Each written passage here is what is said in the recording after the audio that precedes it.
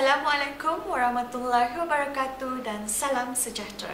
Saya Suryani Oxley, SISC Plus Unit Sains Sosial dari Jabatan Pendidikan Wilayah Persekutuan Labuan.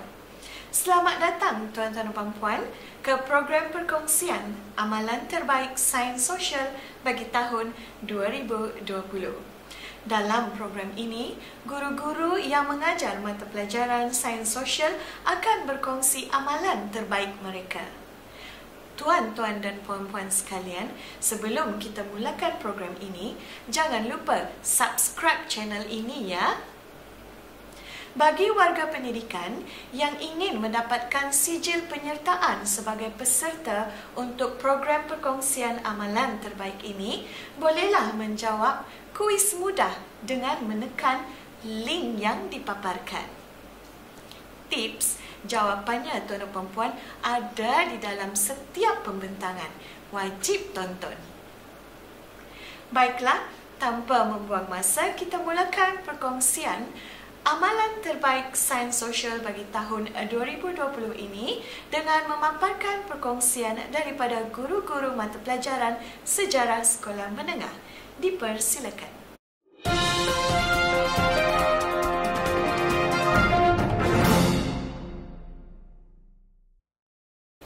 Assalamualaikum dan salam sejahtera kepada semua rakan guru. Saya Cikgu Nurul Faiza binti Abdullah, mengajar di SMK Taman Perumahan Bedaun.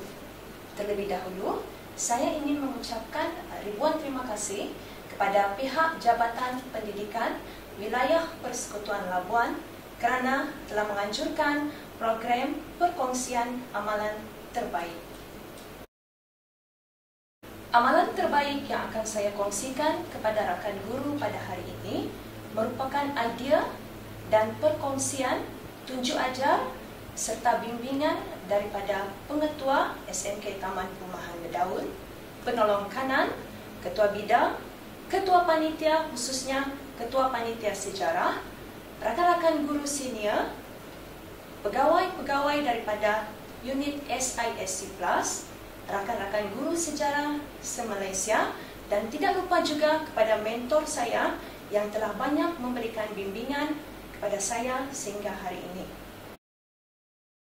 Seterusnya, amalan terbaik yang akan saya kongsikan kepada rakan guru pada hari ini adalah untuk membantu murid-murid, khususnya pelajar tingkatan 5, menghafal fakta sejarah dengan menggunakan kaedah PLC Lesson Study. PLC Lesson Study merupakan kolaboratif dalam kalangan ahli panitia sejarah bagi menghasilkan lesson plan yang memudahkan pelajar untuk menghafal fakta sejarah. Kolaboratif ini adalah mengenai dan juga berfikir mengenai kaedah yang sesuai digunakan untuk menyelesaikan masalah. Senarai amalan terbaik yang akan saya kongsikan kepada rakan guru dalam PDPC iaitu yang pertama, aktiviti Sifu Mentor, yang kedua, aktiviti Lengat, yang ketiga, aktiviti Sejani, dan yang keempat, aktiviti Sayang Si Bisu. Aktiviti Sifu Mentor ini, untuk pengetahuan rakan guru sekalian, merupakan aktiviti secara berkumpulan di mana guru akan bertindak membahagikan kumpulan dalam kelas tersebut dan satu orang sifu akan dilantik sebagai ketua dan juga mentor kepada ahli yang lain. Perbincangan akan berlangsung selama lebih kurang 15 hingga 20 minit. Ahli dalam kumpulan akan bekerja sama untuk menyelesaikan soalan yang telah diberikan oleh guru. Selepas perbincangan tadi telah tamat, aktiviti pembentangan akan berlaku dan pembentangan tersebut akan diketuai oleh sifu dan ahli lain akan bergerak semasa gallery walk. Dan akhir sekali ialah aktiviti sesi soal jawab bersama ahli kumpulan yang lain. Aktiviti yang kedua iaitu aktiviti Lengat. Aktiviti Lengat ini merupakan akronim kepada perkataan lukis dan ingat. Aktiviti ini dijalankan secara berkumpulan di mana pelajar perlu melukis berdasarkan kata kunci jawapan. Soalan akan diberikan kepada setiap kumpulan dan soalan itu adalah berbeza mengikut kumpulan. Pelajar perlu melukis jawapan kepada soalan tersebut. Sifu akan bertindak sebagai ketua dan juga mentor kepada ahli yang lain, dan semasa pembentangan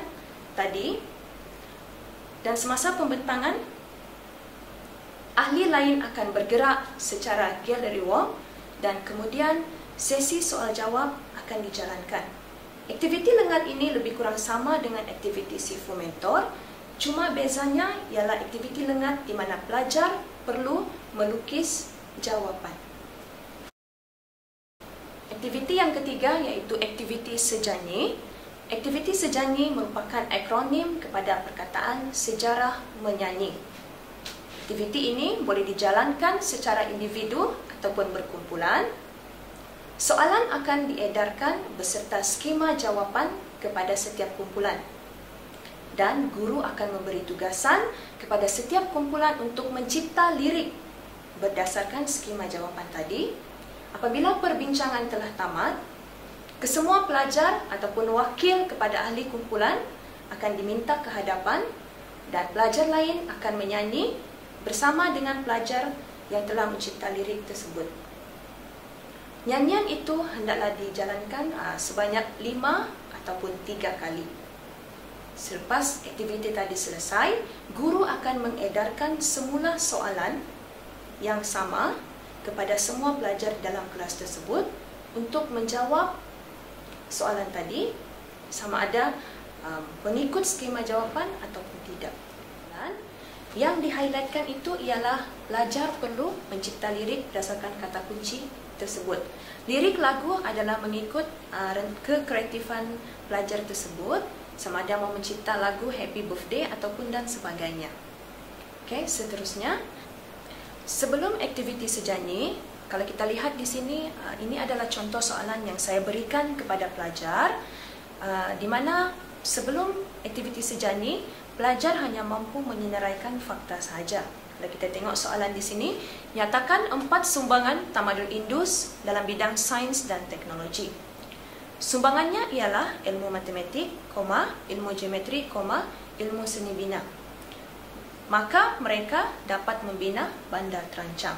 Okay, pelajar ini hanya mendapat 2 markah sahaja. Tetapi selepas aktiviti sejanyi, pelajar ini telah mampu untuk menghuraikan jawapan. Okay, kalau kita lihat corak penulisan dia telah berubah. Okay, di sini sumbangannya ialah membina bandar terancam seperti harapan melalui kemahiran seni bina, matematik dan geometri dalam kalangan masyarakat.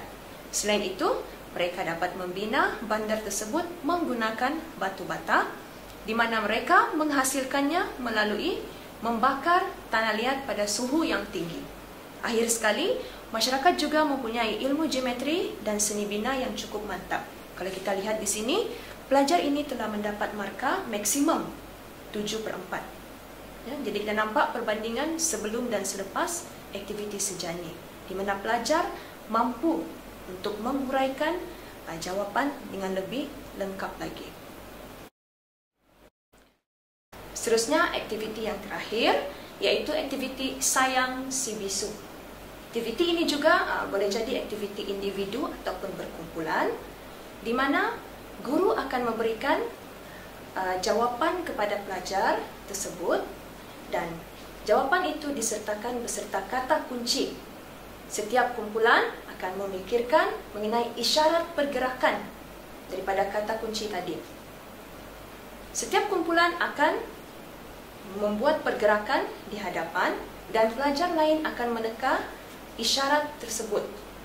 Ulangan kepada isyarat tersebut akan dijalankan selama 5 hingga 3 kali.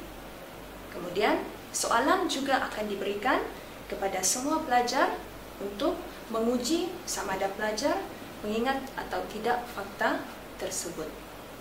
Aktiviti sayang si bisu. Okey, aktiviti ini melibatkan aktiviti berkumpulan ataupun secara individu. Okey, ini ialah contoh nota yang akan saya berikan kepada pelajar saya, iaitu bab 4 Pembinaan Negara dan Bangsa Malaysia. Okey, di bawah tajuk sebab-sebab Malayan Union diperkenalkan. Kalau kita lihat di sini, saya memberikan 2 sebab untuk pelajar melakonkan isyarat pergerakan tersebut. Yang pertama sekali iaitu menjimatkan kos pentadbiran, dan yang kedua melahirkan pentadbiran yang licin. Kata kunci yang saya highlightkan di situ ada 2, iaitu kos dan juga licin. Okey, di mana pelajar perlu memikirkan isyarat pergerakan yang sesuai berdasarkan kata kunci tersebut. Misalnya, untuk kos, pelajar perlu melakonkan ataupun membuat isyarat pergerakan yang berkaitan dengan kos. Contohnya, pelajar perlu mengeluarkan duit shilling ataupun duit kertas ataupun menggunakan isyarat duit. Seterusnya, untuk melahirkan pentadbiran yang licin. Licin, mungkin pelajar boleh kaitkan dengan suasana yang ada di dalam kelas. Okay, contohnya, kaitkan dengan tingkap yang licin, lantai yang licin dan bersih, dan pelajar yang lain pula akan meneka berdasarkan isyarat yang diberikan oleh pelajar tadi. Seterusnya adalah hasil kajian, iaitu feedback pelajar mengenai 4 aktiviti utama yang telah saya kongsikan sebentar tadi. Okey, aktiviti lengan dan juga lukisan, okey. Semuanya sama. Aktiviti sifu mentor daripada aktiviti sejanyi ataupun nyanyian, dan juga aktiviti sayang si bisu. Kesimpulannya, melalui perkongsian amalan terbaik yang saya aplikasikan di sekolah saya, pelajar semakin berminat untuk belajar, terutamanya subjek sejarah, dan juga di mana pelajar ini telah dapat menguasai fakta sejarah secara minimum dan juga sebahagiannya secara maksimum. Yang ketiga, PDPC guru semakin mantap. Dan yang keempat, ialah kalau kita lihat secara kesimpulannya, keputusan peperiksaan SPM di sekolah juga meningkat hasil daripada amalan terbaik yang telah dilaksanakan di kelas. Akhir sekali, segala idea yang telah saya kongsikan kepada rakan guru pada hari ini semoga dapat membantu dalam pengajaran dan pembelajaran. Segala kekurangan dan kelemahan adalah daripada diri saya sendiri. Mohon maaf. Sekian. Wabillahi taufiq wal hidayah. Wassalamualaikum warahmatullahi wabarakatuh.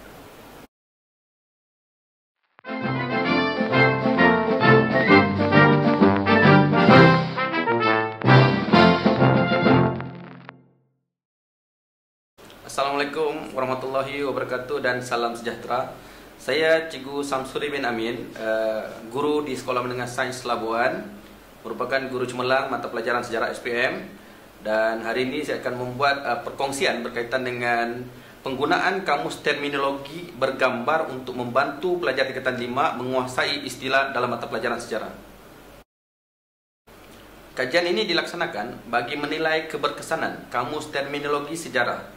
Subjek kajian ini terdiri daripada 20 orang pelajar tingkatan 5 yang lemah dalam penguasaan istilah konsep dalam mata pelajaran sejarah SPM.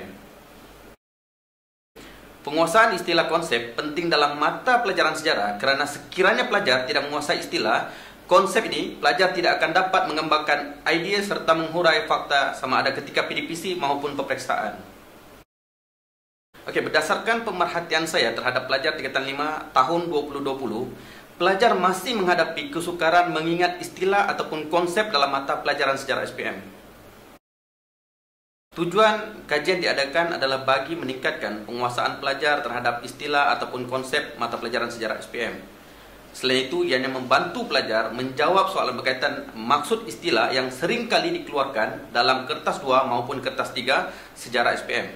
Sekiranya pelajar tidak memahami istilah ataupun konsep dalam mata pelajaran sejarah SPM, ianya akan menyukarkan pelajar menjawab soalan, khasnya soalan berangkai. Kesannya pelajar kehilangan markah yang banyak dan sukar untuk skor dalam peperiksaan SPM.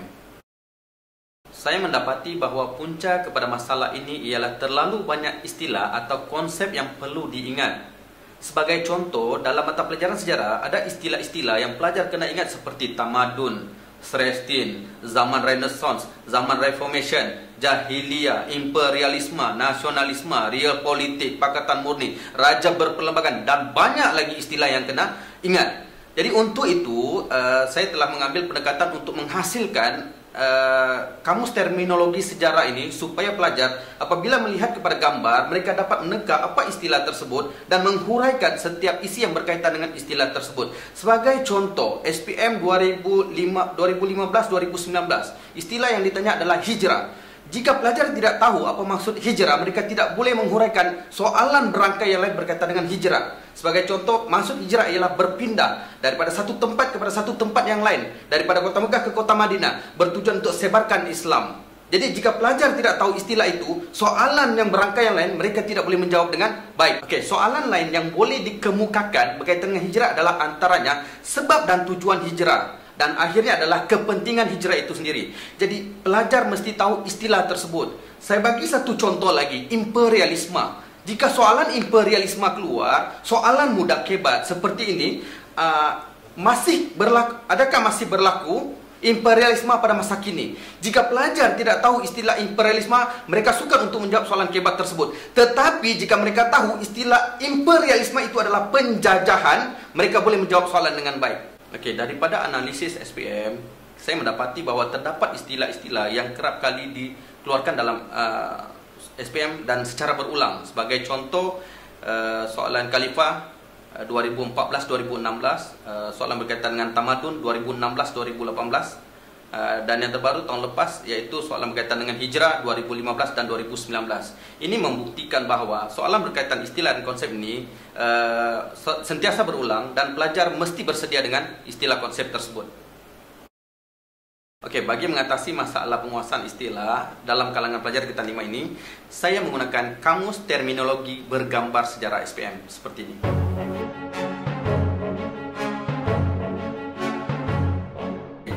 Sedikit penerangan berkaitan dengan penggunaan kamus terminologi sejarah dalam mata pelajaran sejarah SPM.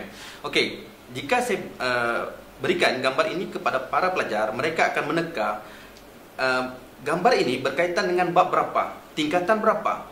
Okey, gambar ini adalah daripada bab 8 tingkatan 4, iaitu berkaitan dengan sistem cukai.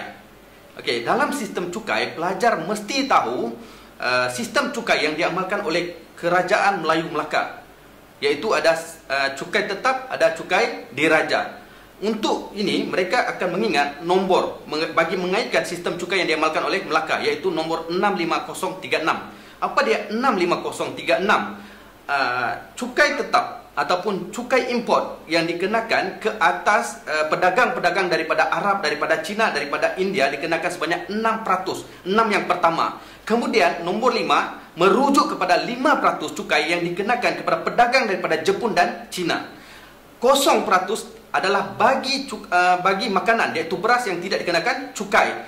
3% adalah cukai diraja yang mana dikenakan kepada orang asing yang menetap di Melaka. Manakala 6% yang terakhir adalah orang asing lain daripada negara-negara lain.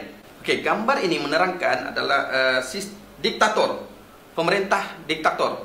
Salah seorangnya adalah Otto Edward von Bismarck. Bagaimana Otto Edward von Bismarck membina negara bangsa Jerman? Dia menggunakan amalan real politik, tipu hela, politik darah dan besi, isu benci kuasa asing, peperangan, perang dengan Austria, perang dengan Prancis, perang dengan Denmark. Jadi daripada ini pelajar akan cuba dulu, yang pertama mereka akan meneka apa istilah tersebut. Diktator itu apa? Pemerintah yang berkuasa mutlak. Okey, bagaimana pemerintah berkuasa mutlak membina negara mereka? Seperti yang saya sebutkan tadi, yaitu bagaimana Bismarck membina negara Jerman. Dalam melaksanakan kajian tindakan ini, strategi pertama yang saya gunakan sebelum menggunakan kamus terminologi bergambar sejarah SPM ini ialah saya akan menguji tahap penguasaan pelajar terhadap istilah ataupun konsep yang terdapat dalam mata pelajaran sejarah SPM dengan menggunakan borang ujian pra. Okey, ini sebagai contoh di mana ujian pra telah dilaksanakan, di mana pelajar mendapat markah di bawah daripada 10. Ini antaranya adalah 7/20 dan 6/20. Strategi kedua, selepas ujian pra dan analisis dibuat, saya akan mengedarkan kamus terminologi sejarah SPM kepada pelajar dan digunakan sebagai bahan bantu belajar ketika PDPC dijalankan bagi memudahkan pelajar menguasai istilah tersebut. Ini beberapa contoh pelaksanaan penggunaan kamus terminologi sejarah di dalam kelas. Seterusnya, saya akan menguji tahap penguasaan pelajar dengan memaparkan gambar dan pelajar meneka istilah ataupun konsep berdasarkan gambar tersebut. Okey, ini sebahagian daripada contoh. Akhir sekali, ujian POS diadakan bagi mengukur tahap penguasaan pelajar dalam istilah ataupun konsep sejarah SPM serta keberkesanan kamus terminologi bergambar sejarah SPM. Okey, ini adalah beberapa contoh selepas diadakan ujian. Ada antara pelajar mendapat 18/20, 19/20 dan ada juga yang mendapat markah penuh. Okey, berikut merupakan dapatan hasil kajian. Seramai 6 daripada 20 orang pelajar mencapai penguasaan maksimum, iaitu mendapat markah penuh dalam ujian POS 20/20 markah. Manakala 14 daripada 20 orang pelajar mendapat markah antara 15 hingga 19/20 markah. Keputusan ujian POS ini membuktikan bahawa penggunaan kamus terminologi bergambar sejarah SPM telah berjaya membantu pelajar menguasai istilah ataupun konsep dalam mata pelajaran sejarah SPM. Okey, melalui kajian tindakan ini, ianya memberi impak yang membantu bukan sahaja meningkatkan prestasi pelajar, malahan turut meningkatkan kompetensi guru. Melalui kajian seperti ini, ianya membantu guru mencari inisiatif yang berkesan dalam membantu meningkatkan tahap penguasaan pelajar dalam pembelajaran serta meningkatkan kualiti pendidik. Sekian, terima kasih.